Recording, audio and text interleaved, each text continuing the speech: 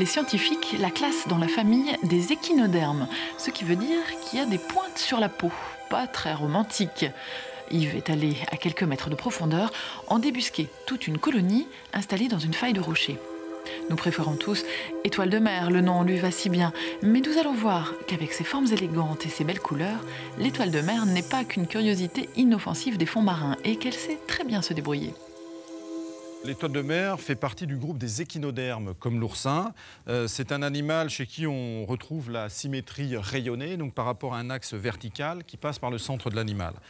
Alors, chez les étoiles de mer, on retrouve aussi la présence des piquants sur le dessus du corps et surtout ces pieds ventouses qui permettent à l'animal de se déplacer. Et je pense que tu as dû le voir en plongée. L'étoile de mer, pour se déplacer, utilise des centaines de pieds ventouses qui se trouvent sur le corps de l'animal et qui sont en réalité la partie visible d'un système hydraulique complexe qui se trouve à l'intérieur de l'animal.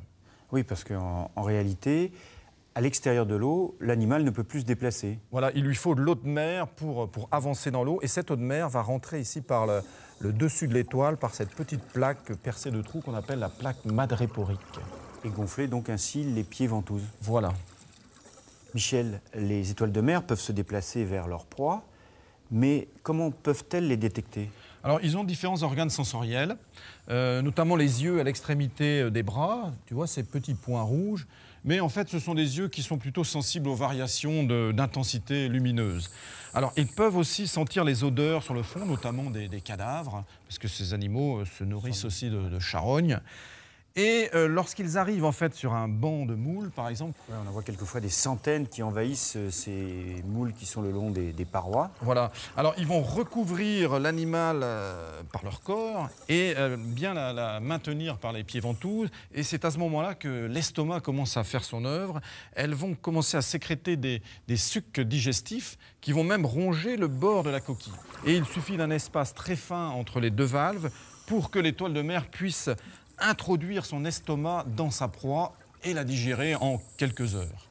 Et elle peut aussi s'attaquer au patel, au chapeau chinois, mais celui-ci est quand même bien armé. Il va détecter sa proie grâce aux petits tentacules sensoriels qui se trouvent autour de la coquille.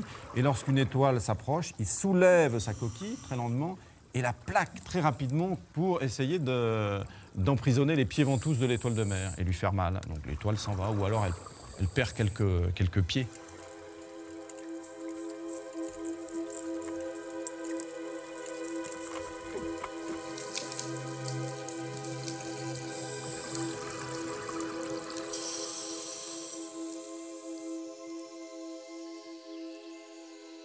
Michel, sur le fond, on voit des quantités incroyables d'étoiles de mer. On a l'impression qu'elles n'ont pas du tout de prédateurs. À part peut-être le coquillage, le triton, qui mange l'étoile commune. Oui, c'est vrai que l'étoile de mer a très peu de prédateurs, comme tu dis. Peut-être que le stade critique chez cette espèce serait la phase larvaire, où les petites larves qui dérivent peuvent être la proie d'animaux comme les méduses ou d'autres animaux du plancton. Comment se reproduisent-elles, ces étoiles ? Il y a différentes manières de reproduction selon les espèces. Enfin, la plupart des étoiles de mer sont mâles ou femelles et vont libérer les cellules reproductrices en pleine eau. Donc, pour cela, elles s'arc-boutent et on voit des flux de gamètes qui tombent. La fécondation se passe en pleine eau. Ça donne un œuf qui va évoluer en une petite larve nageuse. Et je crois que tu en as filmé. Exact, au large, dans le plancton aussi. C'est très très impressionnant de voir la forme qu'elle a par rapport à ce qu'elle doit devenir.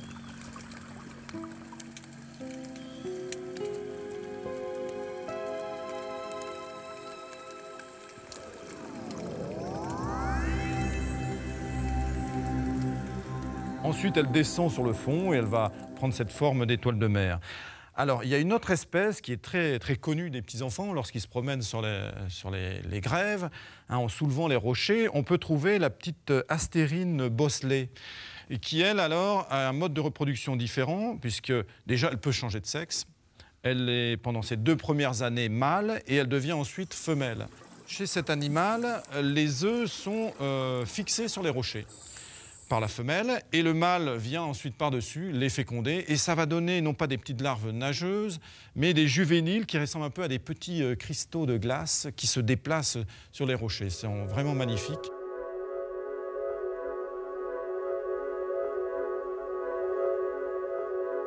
Pour respirer, eh bien, l'étoile de mer n'a pas de branchies.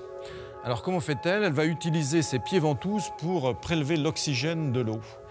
Et elle possède aussi sur le dessus des bras des espèces de petits sacs transparents qu'on appelle des papules qui lui permettent aussi de prendre l'oxygène de l'eau. Et autour, tu vois les piquants et les pédicellaires qui permettent à l'animal de se nettoyer.